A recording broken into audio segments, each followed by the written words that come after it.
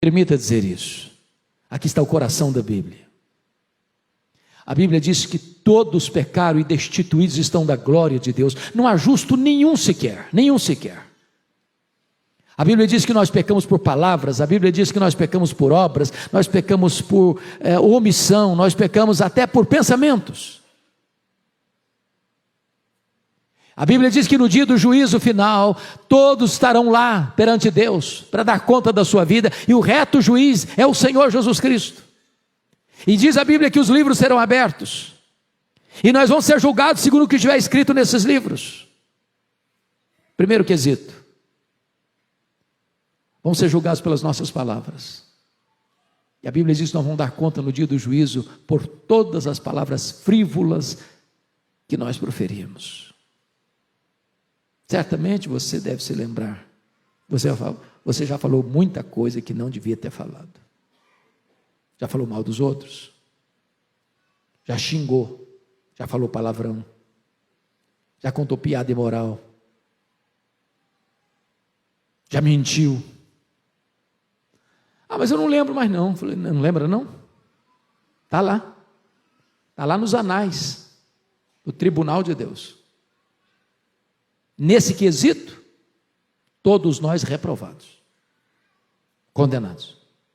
Vamos dar conta das nossas obras. Quanta coisa você fez que não devia ter feito. Você tem vergonha de ter feito, mas fez.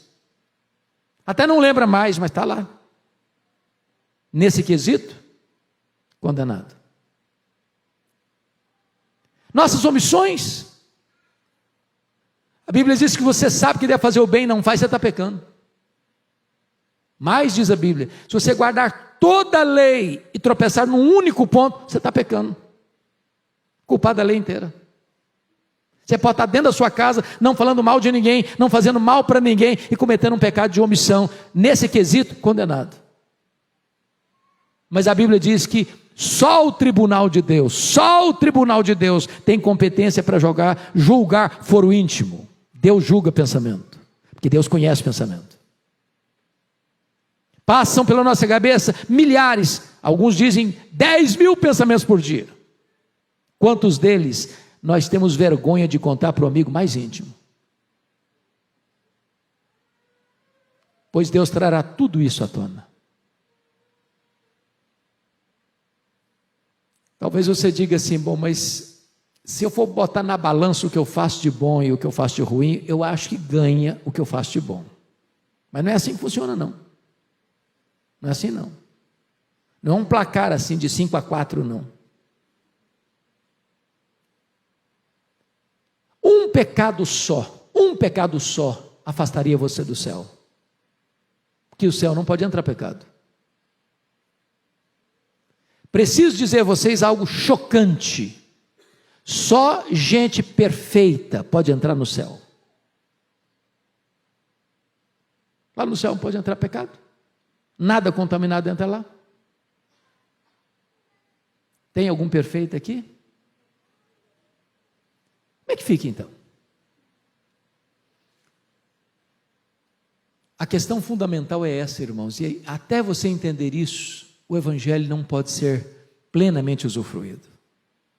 Quando Jesus Cristo veio ao mundo, Ele não veio ao mundo apenas para possibilitar a sua salvação. Ele não veio ao mundo para ser um mestre moral. Ele não veio ao mundo apenas para ensinar verdades lindas e curar enfermos e levantar paralíticos e dar vista aos cegos, audição aos surdos, vida aos mortos. Ele veio ao mundo para assumir o seu lugar, como seu fiador, como seu representante, como seu substituto. Há uma palavra que nós usamos que não é muito bem conhecida no linguajar popular. A morte de Cristo na cruz foi uma morte vicária. O que significa isso? Substitutiva. Ele morreu pelos nossos pecados. 1 Coríntios 15, versículo 3. Ele morreu pelas suas ovelhas, ele morreu pela sua igreja, ele morreu por você. Quando ele estava lá na cruz, diz a Bíblia, que ele foi carregando sobre o seu corpo, no madeiro, todos os nossos pecados. Diz a Bíblia que Deus lançou sobre ele a iniquidade de todos nós. A Bíblia diz que naquele momento em que ele estava na cruz, ele foi feito pecado por nós, ele foi feito maldição por nós. É por isso que diz a Escritura que o sol escondeu o rosto dele e houve trevas ao meio-dia. É por isso que a Bíblia diz que o próprio Pai o desamparou naquela cruz, quando ele gritou: Deus meu, por que me desamparaste? Naquele momento, todo o meu, todo o seu, todo o nosso pecado estava sobre Jesus. E diz a Bíblia então, que agradou ao Pai moê-lo naquela cruz. Sabe por quê? Porque Deus puniu no seu Filho o pecado que devia punir em você.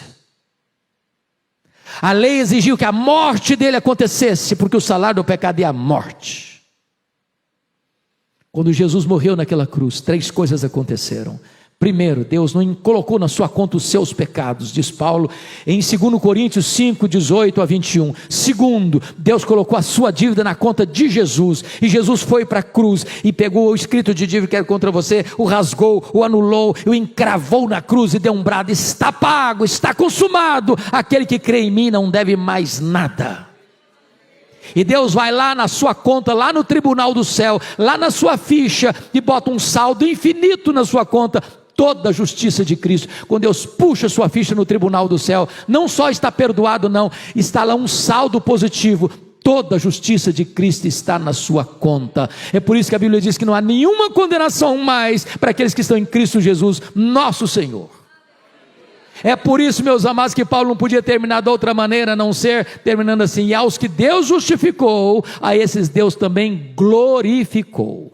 A glorificação não aconteceu ainda, vai acontecer quando Jesus voltar. Mas na mente de Paulo, isso é um fato consumado. Consumado. Isso significa que você pode ter segurança da sua vida eterna. Você pode usufruir essa vida eterna. Por isso Paulo diz para Timóteo: ô meu filho, toma posse da vida eterna. E eu quero concluir para dizer que você é mais do que vencedor, com as 5 perguntas retóricas que Paulo faz a partir do verso 31. Quando ele diz assim: se Deus é por nós, quem será contra nós? Segunda pergunta: aquele que não poupou seu próprio filho, antes por todos nós o entregou, porventura não nos dará graciosamente com ele todas as coisas? Terceira pergunta: quem tentará acusação contra os eleitos de Deus? É Deus quem os justifica.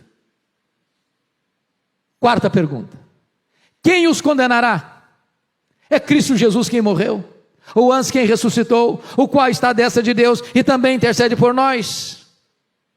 Quinta e última pergunta: quem nos separará do amor de Deus que está em Cristo Jesus?